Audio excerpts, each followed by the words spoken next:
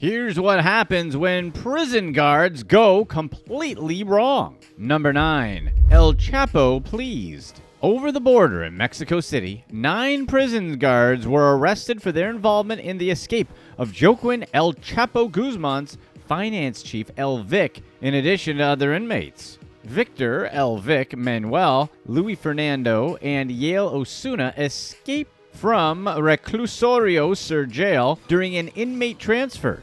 They were in a van driven by prison employees, corrupt prison employees. All 3 were supposed to be extradited to the U.S. on drug charges. However, they wanted to escape before their American sentencing.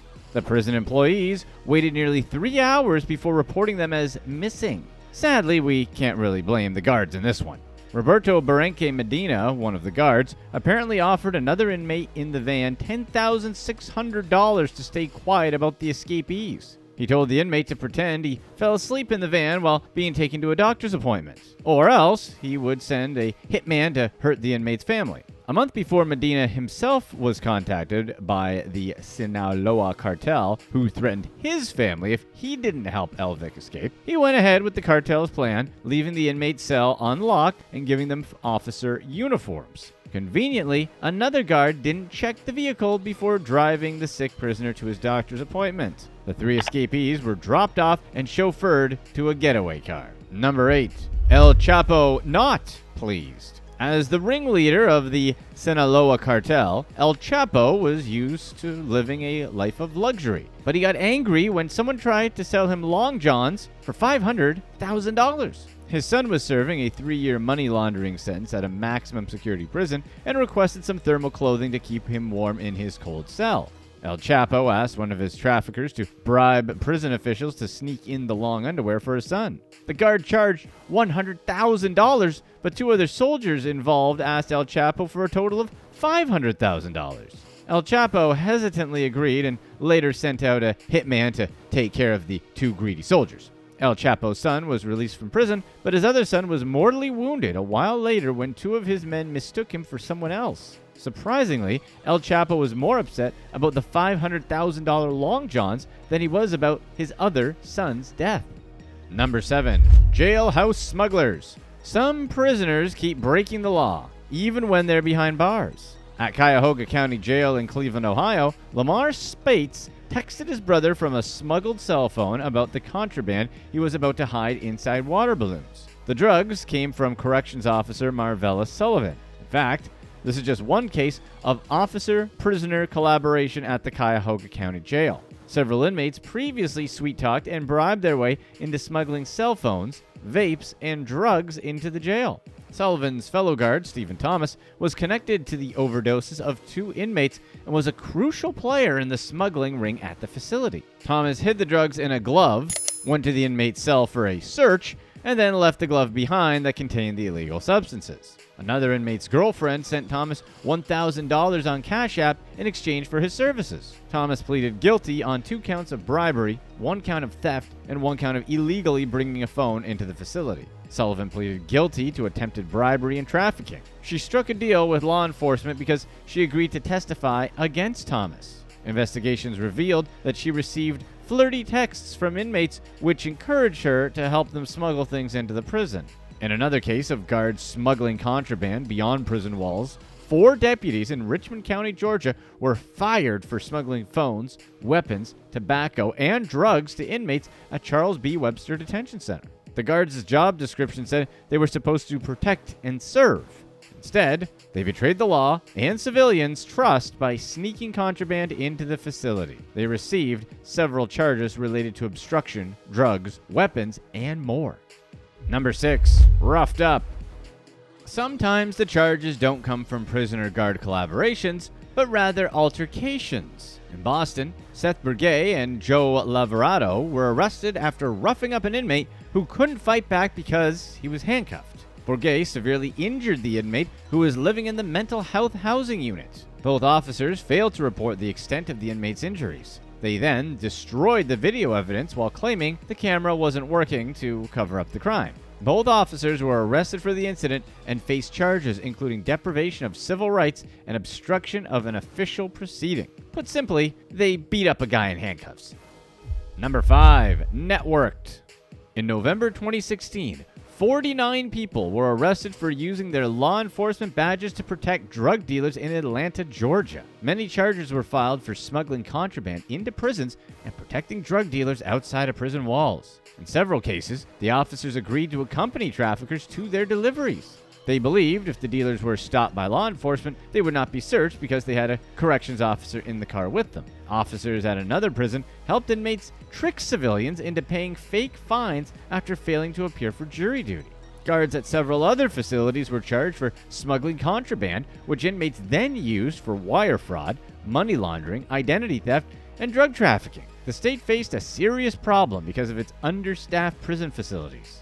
Georgia did not have the funds to conduct thorough background checks and was forced to hire unqualified persons at lower wages. They resorted to bribery from inmates to supplement their income. Number 4. Prison break. At Danamora's Clinton Correctional Facility in New York, prison guard Gene Palmer brought 2 inmates frozen dinners that contained tools for their escape. However, these weren't ordinary prisoners. Richard Matt and David Sweat were serving life sentences for taking innocent lives. Palmer's lawyer initially argued that he did not know there were tools inside the meat or that the prisoners were trying to escape. He later pleaded guilty to allowing them access to an internal prison passage in exchange for paintings and intel on other illegal acts happening with other inmates. He also wrongfully allowed them to cook in their cells and burn evidence. Another prison employee, Joyce Mitchell, was charged for helping them escape by putting tools into the meat, which Palmer delivered to the inmates. Sweat and Matt cut through the steel walls at the back of their cells, crawled down a catwalk, broke through a brick wall, cut into and out of a steam pipe, then sliced through the chain and lock on a manhole cover. Teams of dogs and helicopters were deployed to find the escapees, but after 19 days, there was still no evidence of their whereabouts. Finally, almost 3 weeks after they escaped, police caught up with them. Matt was shot in an altercation with police and passed away. Sweat was taken into custody. Number 3. Cellmate secrets.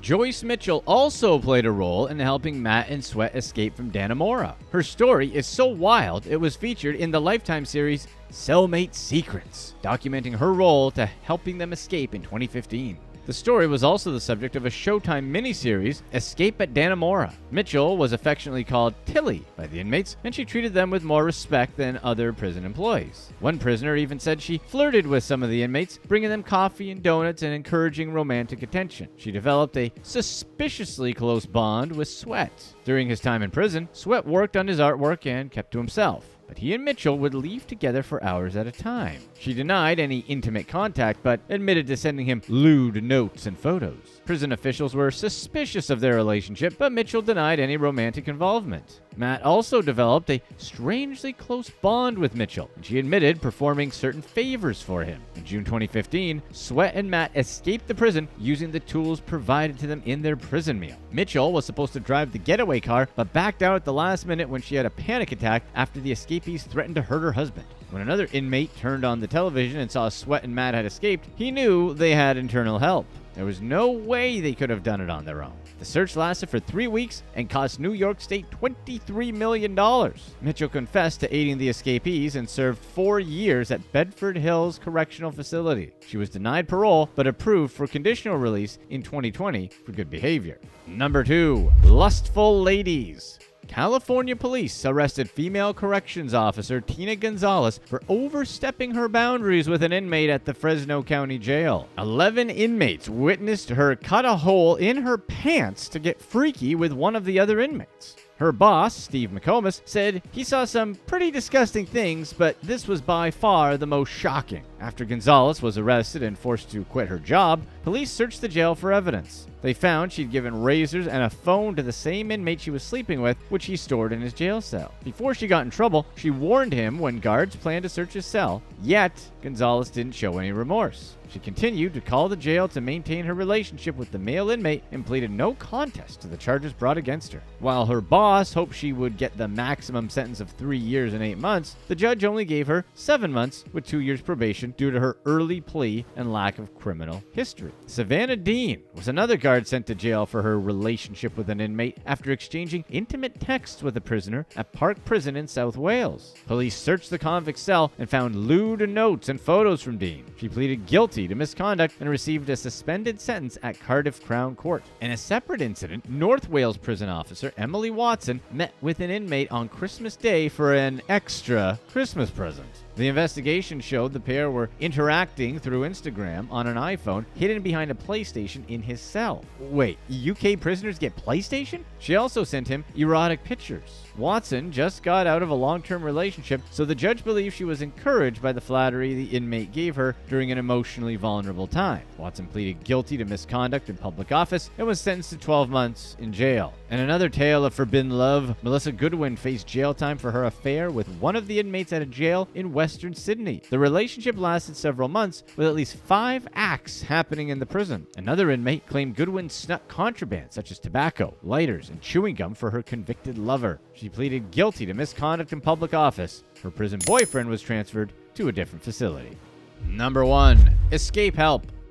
In another case of a female prison employee aiding male inmates, Serena Dodson was arrested for helping 3 inmates escape from Curry County Detention Center in New Mexico. The prisoners fled in white t-shirts and boxers while covering their heads to shield their identities. Shortly after the incident, Dodson devised her escape but was later found 100 miles from the prison in Texas. SWAT teams caught up with the escapees in an apartment complex near a high school. After a 2.5-hour standoff, police finally took the 3 men into custody. Escaping prisoners at Curry County Detention Center is nothing new. They've had over a dozen escapes in recent years. Click here to watch one of these next videos.